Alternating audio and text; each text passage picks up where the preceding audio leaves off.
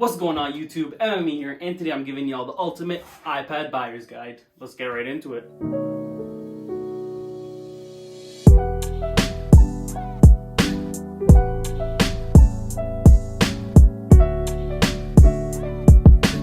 So there are a lot of things that go into choosing what kind of iPad you want to buy, and the most importantly is probably budget. So how much do you want to spend? You know, if it's something that you're just using for YouTube or something, then you don't want to spend that much money. Or do you? You know what I'm saying? That's all up to you. And next up is the use case. So what are you going to be using this iPad for? You know, how big do you want it to be for that use case? For example, if you're using it for YouTube, maybe you would like a larger screen. If you're using it for notes, maybe you want a larger screen. If you're only using it for games, for example, maybe you want a smaller screen, that kind of stuff. And I'll go through some of those pros and cons in this video. Another important factor is if you're okay with buying used or not. You know what I mean? If you want to go on Kijiji or Craigslist or something and you want to buy things off there or off eBay, are you okay with doing that? Or do you only want something new from the Apple Store or Amazon? So probably the most useful tool you can look at when deciding is going to the iPad section on the Apple Store, and then you go to compare, and then you can decide, you know, which iPad you want to buy from here. You can see all the differences, like the screen size, the chip they're using, the keyboard compatibility, size, camera, all that kind of stuff.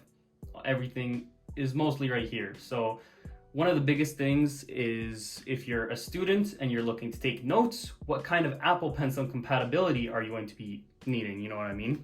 So as you can see, you can find a list of Apple Pencil 1 compatible devices, which is the iPad 6th generation, 7th, 8th, iPad Air 3rd generation, iPad mini 5th generation, iPad Pro 1st and 2nd generation, iPad Pro 10.5 inch as well, and the iPad Pro 9.7 inch. And you have Apple Pencil 2nd generation compatible devices, so the iPad Air 4th generation, iPad Pro 3rd and 4th, and the iPad Pro 1st and 2nd for the 11 inch. So you might be wondering what the differences between the 1st and the 2nd generation is. Well, this is the 1st generation right here, and the major difference is that with the 2nd generation, you can double tap right here and it'll switch to whatever command you want. So you could be writing a note, and then you double tap and you can erase. So let's start with a very common use case for iPads, and that's for the student taking down notes. Now, if you're going to use your iPad for note taking, you might want to take out a notebook and a pencil and just test out the kind of screen size that you'd be comfortable using on a daily basis, you know, and carrying it around and such. So I find that my iPad Air 3rd generation with a 10.5 inch screen is fairly usable for note taking. You know, it's large enough for me to have a full page on it, but it's not too small where I can't read the text or anything. I can zoom in and out however much I want to as well. And it's also pretty compact, so I can carry it around, take it wherever I need to take it. Just close up the case and head on out. Now you might be wondering why I picked the iPad Air 3rd generation, and that's just because I found a really good deal off Kijiji. This is a 2019 iPad, so it's pretty new, and there was no scratches or anything. Came with the Apple Pencil for only $450 Canadian. Now if you're a student who's going to be taking notes, I certainly recommend buying Notability off the App Store, so that's around $15 Canadian, and you just want to include that in your budget when you're trying to consider which iPads to buy. Now you might be looking at these different specifications and a little bit confused on how they impact the usability of the actual iPad. And let me assure you that if you have an iPad compatible with one of the Apple Pencils, then it's certainly going to be, you know, fast enough to be using for your regular day-to-day stuff, unless you are doing something intense like video editing. So for those, I would recommend buying one of the newer iPad Pros or a newer iPad Air, because they'll have the A12 or A14 Bionic chip at least. One of the things you might notice in your day-to-day usability is certainly the capacity of the iPad.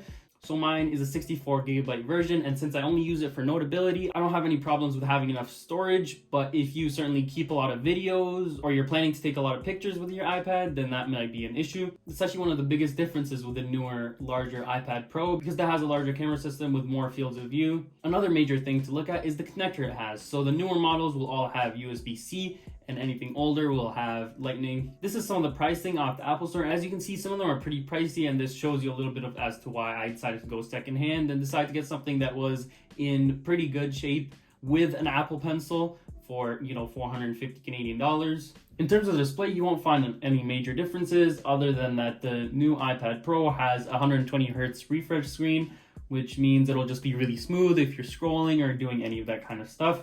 As I said, unless you're doing video editing, the chip really won't make that big of a difference. The battery on all the models is pretty similar. However, if you're buying secondhand, of course, someone might have already depleted that battery a little bit and you won't be getting 100% of its capability. Honestly, if you're planning to buy a large iPad with a keyboard, I would just recommend to buy a touchscreen laptop instead. Now, I don't take a lot of pictures with my iPad. I may use it once in a while for FaceTime, and I feel like my iPad is fine for that, but you definitely want to consider some of the higher end iPads if you do take a lot of pictures. But yeah, that's a little bit going through the website and what to look for. Now, I'm just saying if you're not using it for video editing, you will not need a powerful iPad. All of them are strong enough to do what you need to do on a daily basis.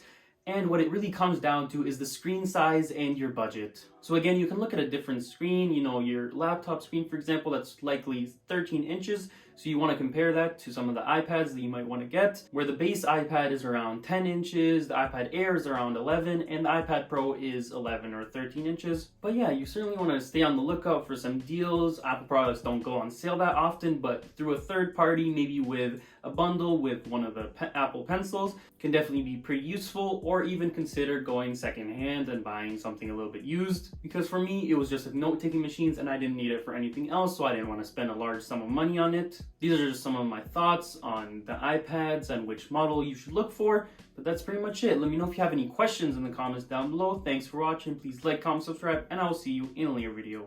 Peace.